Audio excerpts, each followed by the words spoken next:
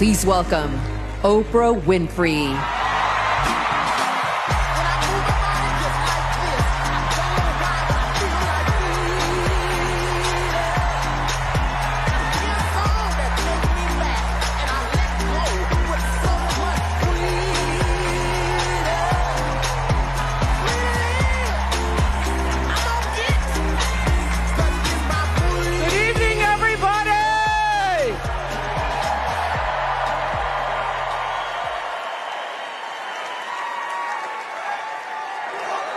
Who says you can't go home again?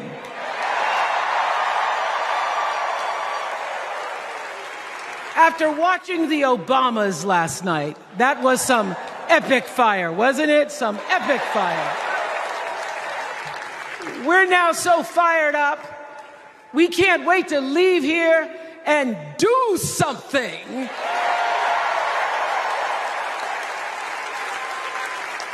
And what we're going to do is elect Kamala Harris as the next president of the United States.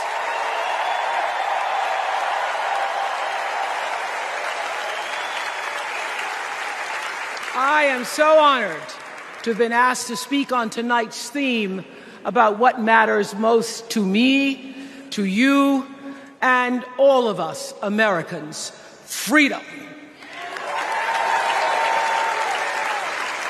There are people who want you to see our country as a nation of us against them, people who want to scare you, who want to rule you, people who'd have you believe that books are dangerous and assault rifles are safe, that there's a right way to worship and a wrong way to love, people who seek first to divide and then to conquer. But here's the thing. When we stand together, it is impossible to conquer us.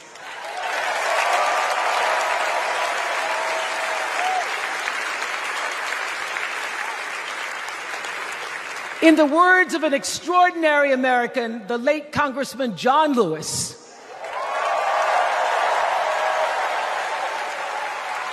he said, no matter what ship our ancestors arrived on, we are all in the same boat now. Congressman Lewis knew very well how far this country has come because he was one of the brilliant Americans who helped to get us where we are. But he also knew that the work is not done. The work will never be done because freedom isn't free. America is an ongoing project. It requires commitment. It requires being open to the hard work and the heart work of democracy. And every now and then, it requires standing up to life's bullies.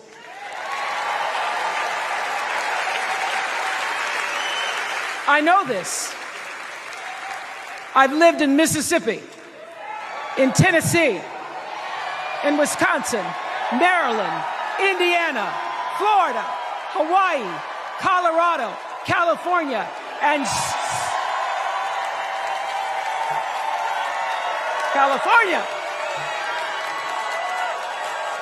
sweet home Chicago, Illinois.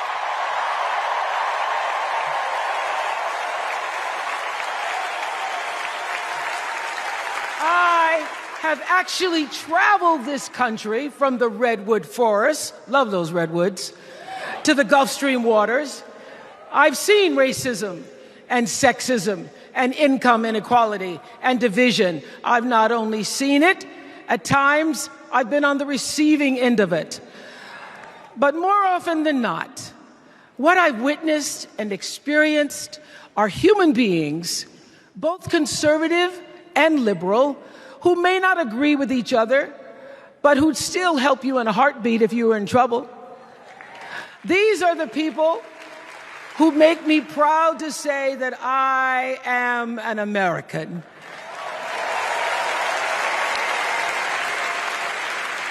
They are the best of America. And despite what some would have you think, we are not so different from our neighbors. When a house is on fire, we don't ask about the homeowner's race or religion. We don't wonder who their partner is or how they voted. No. We just try to do the best we can to save them. And if the place happens to belong to a childless cat lady,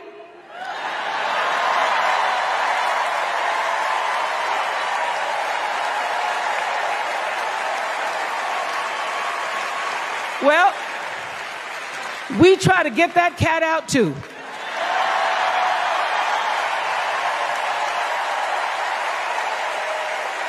Because we are a country of people who work hard for the money. We wish our brothers and sisters well, and we pray for peace. We know all the old tricks and tropes that are designed to distract us from what actually matters, but we are beyond ridiculous tweets and lies and foolery. These are complicated times, people, and they require adult conversation. And I welcome those conversations because civilized debate is vital to democracy, and it is the best of America. Now, over the last couple of nights, we have all seen brave people walk onto this stage and share their most private pain. Amanda and Josh, Caitlin, Hadley, they told us their stories of rape and incest and near-death experiences from having the state deny them the abortion that their doctor explained was medically necessary. And they've told us these things for one reason, and that is to keep what happened to them from happening to anybody else. Because if you do not have autonomy over this, if you cannot control when and how you choose to bring your children into this world and how they are raised and supported, there is no American dream.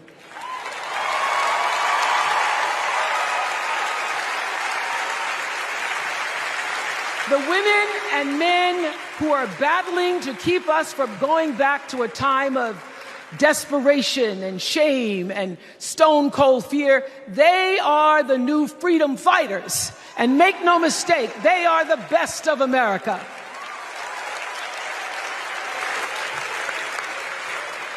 I want to talk now about somebody who's not with us tonight. Tessie Prevost Williams was born in New Orleans not long after the Supreme Court ruled that segregated public schools were unconstitutional. That was in 1954, same year I was born.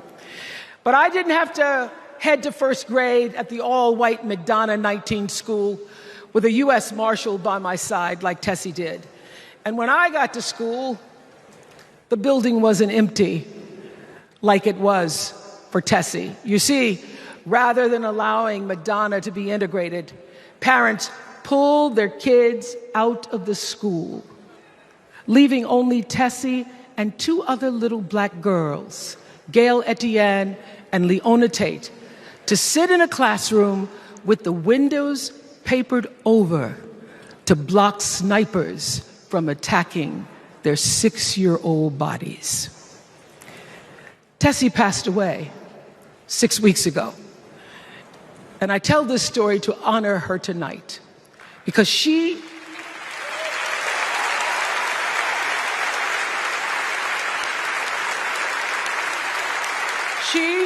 like Ruby Bridges and her friends, Leona and Gail, the New Orleans Four, they were called. They broke barriers and they paid dearly for it. But it was the grace and guts and courage of women like Tessie Prevost Williams that paved the way for another young girl who 9 years later became part of the second class to integrate the public schools in Berkeley, California. And it seems to me that at school and at home, somebody did a beautiful job of showing this young girl how to challenge the people at the top and empower the people at the bottom. They showed her how to look at the world and see not just what is, but what can be. They instilled in her a passion for justice and freedom and the glorious fighting spirit necessary to pursue that passion. And soon, and very soon,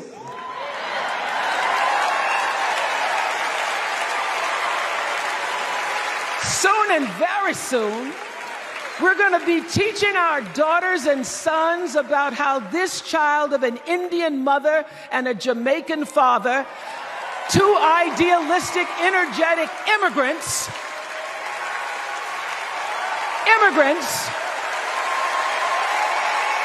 how this child grew up to become the 47th president of the United States.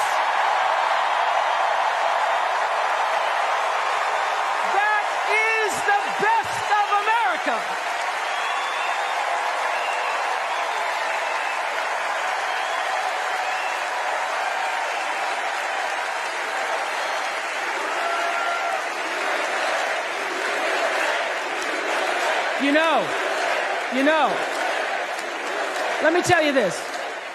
This election isn't about us and them. It's about you and me and what we want our futures to look like. There are choices to be made when we cast our ballot. Now, there's a certain candidate that says if we just go to the polls this one time, that we'll never have to do it again. Well, you know what?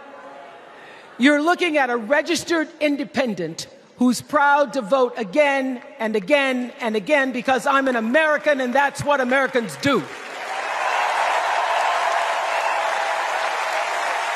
Voting is the best of America. And I have always, since I was eligible to vote, I've always voted my values. And that is what is needed in this election now more than ever. So I'm calling on all you independents and all you undecideds.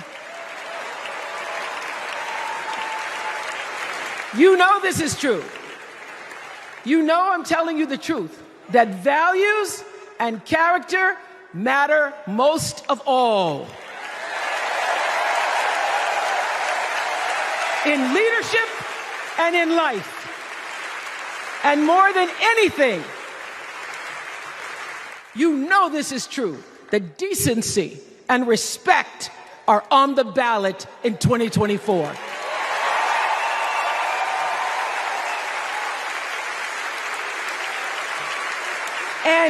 And just plain common sense.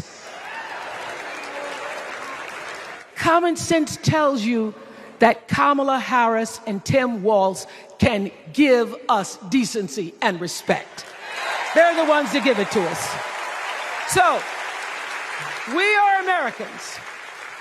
We are Americans. Let us choose loyalty to the Constitution over loyalty to any individual.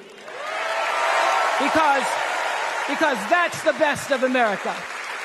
And let us choose optimism over cynicism, because that's the best of America.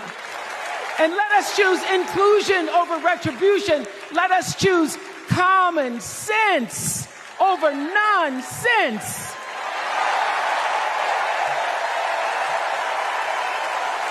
Because that's the best of America.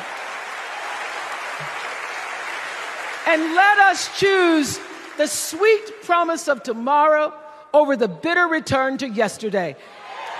We won't go back. We won't be set back, pushed back, bullied back, kicked back.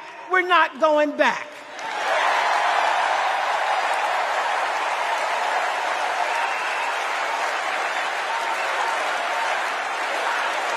Not going back. We're not going back. So, let us choose. Let us choose truth.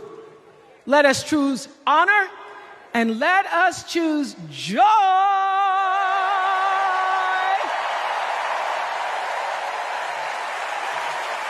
Because that's the best of America.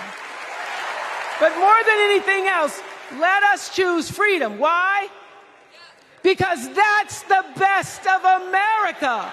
We're all Americans, and together, let's all choose Kamala Harris.